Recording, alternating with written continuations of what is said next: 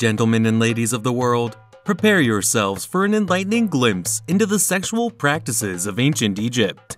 Hello guys, and welcome back to our channel.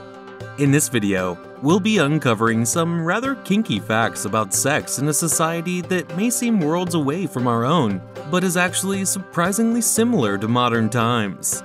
Whether you're interested in history, anthropology, or simply want to learn more about one of humanity's oldest pastimes, you won't want to miss this eye-opening exploration into one of ancient Egypt's most titillating secrets. So, what are you waiting for? On number 10, in art, they have a special place in bestiality. Notably, images of people sleeping with animals may be found in Egyptian hieroglyphics from as far back as 3000 BCE. The concept of human-animal relations as shown in the glyphs had a divine link, since Egyptian gods and goddesses often assumed the form of animals. Additionally, the ancient Egyptians thought that physical activities between two people were more aesthetically unpleasant than those between humans and animals.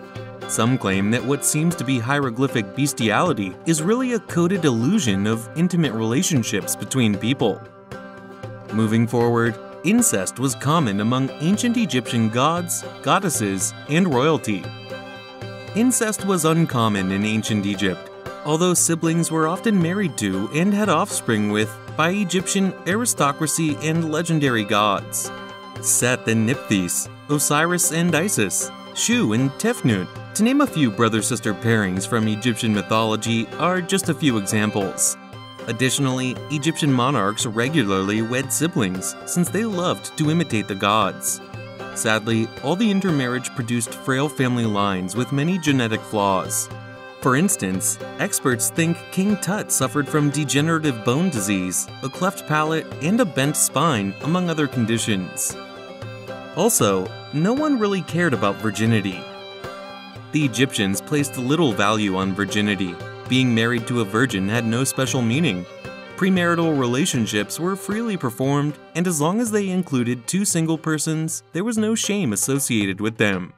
Virginity also didn't have the same theological meaning as it had for the Romans, who saw sexual restraint as a virtue and ranked female virginity alongside goodness.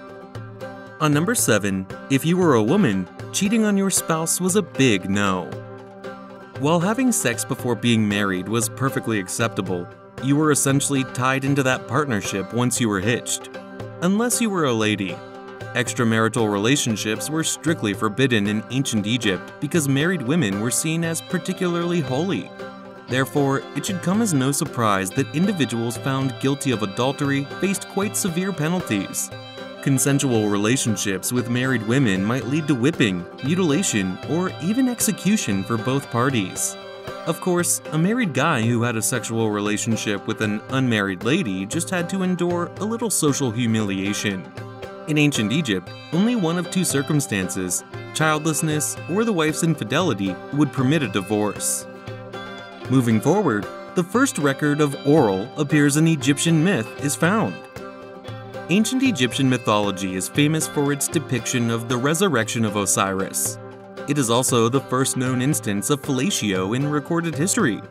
Osiris is killed and dismembered by the deity Seth, but their sister Isis reassembles the pieces in the hope of raising Osiris from the dead. There is just one issue: his penis is gone. As a result, Isis creates a new clay penis and blows into it, which causes Osiris to rise from the grave. On number 5, ancient Egyptians believed that sperm originated from the spine. Semen and its origins were concepts that the ancient Egyptians had special knowledge of. Egyptians believed that the spine was the portion of the body that generated semen, despite the fact that semen plays a high and spiritual role in much of their mythology. They believed it originated from a holy vertebrae in the spinal column specifically. And for many years afterwards, this viewpoint was held to be true. Even Plato agreed, referring to semen as a gentle trickle from the spine. On number 4, one of ancient Egypt's fundamental myths involves two gods and semen. The Seth and Horus tale includes a particularly sexual element, one that ties to the culture's more general conceptions of sex, fertility, origins, and power. In the tale, Seth makes an effort to pierce Horus while the two gods, Seth and Horus, who have a tense relationship, lay sleeping. Isis, Horus's mother, steps in to prevent the other gods from shunning him if they learned that Horus had been the recipient of that coupling. Seth's semen is caught by Horus and thrown into the river before it can enter Seth's body. Then, Isis puts Horus's semen on some lettuce and gives it to Seth. Due to this trick, the gods judge Seth badly since they believe Horus, not Seth, was the one who pierced him. In the end, Horus rules Egypt as its monarch.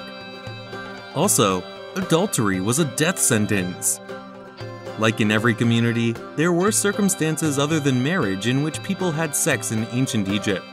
Unmarried unions undoubtedly occurred. However, they were not only despised, but also subject to the death penalty. The workers who constructed the tombs in the Valley of the Kings came from the settlement of Deir el-Medina, which attests to a somewhat shady situation. A main laborer by the name of Peneb was involved in a variety of evil activities, including stealing, corruption, and violence. One of his purported offenses was adultery. His kid even joined him in his antics with an unmarried lady. He had sex with several married ladies. He once stripped off a woman's clothing before tossing her on top of a wall to commit a rape. A seductive but crafty woman comes at number 2. In Egyptian literature and culture, female characters were sometimes represented as seductresses. The tale of the two brothers, one of the most well-known tales, describes a tale that is very similar to the one of Joseph in the Bible and the Quran. Bada, Anpu's younger sibling, resided with him and his spouse. While they were working on the farm one day, Anpu asked Bada to go collect some grain bags from the house. When she observed Bada carrying 5 loads on his shoulder as his wife was braiding her hair, she told him she was amazed by his strength. She attempted to woo him. She was rejected by him when he grew irate, but he promised her that he wouldn't tell his elder brother about what she had done. However, the wife made it seem as if she had been beaten up because she was afraid Bada would spill the beans. She protested to her husband about Bada's attempt to seduce her when he came home. He allegedly requested that she put on her wig because he wanted to have a sexual encounter with her, but she declined. Anpu grew enraged and prepared to murder Bada. But in order to illustrate his point, he chopped off his own penis and tossed it into the sea, where fish swiftly ate it. He also told him the truth about what had occurred. Anpu strangled his wife and gave her to the dogs before returning home. Magic to attract the opposite sex in ancient Egypt is ranked number 1. In later Egypt, voodoo dolls were among the most popular tools for casting magic. Sometimes a guy will focus his power toward a lady. In one instance, a guy hired a magician to create a voodoo doll of a lady he wished to keep out of the hands of other men. The lead tablet had a spell written on it, and the figure had bronze nails piercing it. She was forbidden from eating, drinking, and being with any other male but him, according to the enchantment. The words conjured a monster to drag her to him by her hair and internal organs. Well, there you have it, folks. Some kinky facts about sex in ancient Egypt. Whether you're a history buff interested in exploring the intriguing sexual customs of this bygone culture, or simply a lover of all things NSFW, we have got you covered. As always, thank you so much for watching, and I'll see you next time.